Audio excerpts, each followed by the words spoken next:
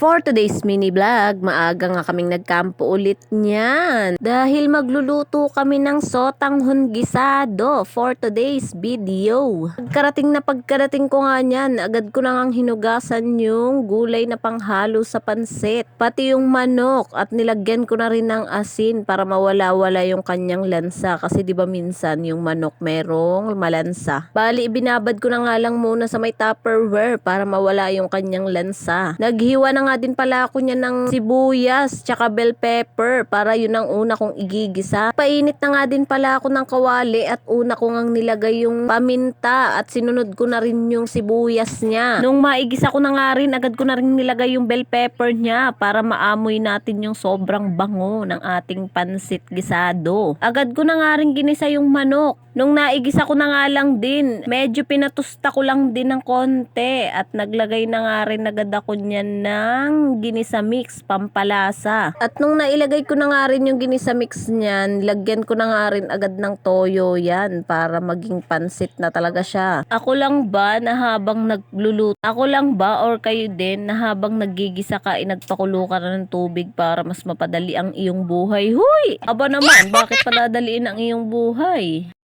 At agad ko na nga rin inilagay yung gulay niyan para medyo maluto-luto siya. Tapos sinalo-halo ko lang ng konti. At maya-maya nga lang yan ay naluto na ang ating pantit.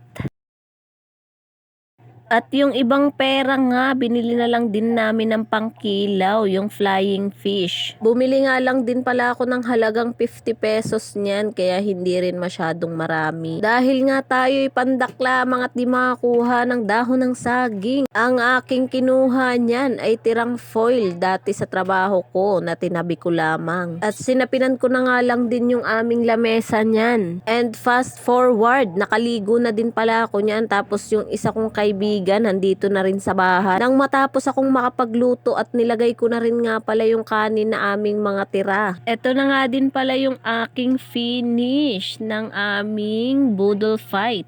Di ko nga alam bakit ganito yung naging kinalabasan ng aming sotanghon. Pero okay na yan, kakainin lang din naman yan. Ayan ang aming lamesa for boodle fight. Tinapos ko na nga lang din paglagay lahat niyan habang hinihintay namin yung aming kumare. Pero I swear, napakasarap niyang pansit gisado namin. Makakalimutan mong nagda-diet ka talaga. Shoutout sa nagbigay sa amin ng pang food trip na dapat pang inom. Huy! Dahil bawal yung kumare namin uminom dahil siya'y nagpapadede. At dahil mabuting kaibigan tayo, sunurin natin ang bawal. Huy! Shoutout! Sana meron pang kasunod. Huy! Joke lang. Hala nang hingi. Tapos yung baby nung kaibigan ko, yung kapatid ko na nga lang din pala ang naghawak kasi busog naman siya. Tapos nagpabili na nga lang din kami ng Sprite niyan.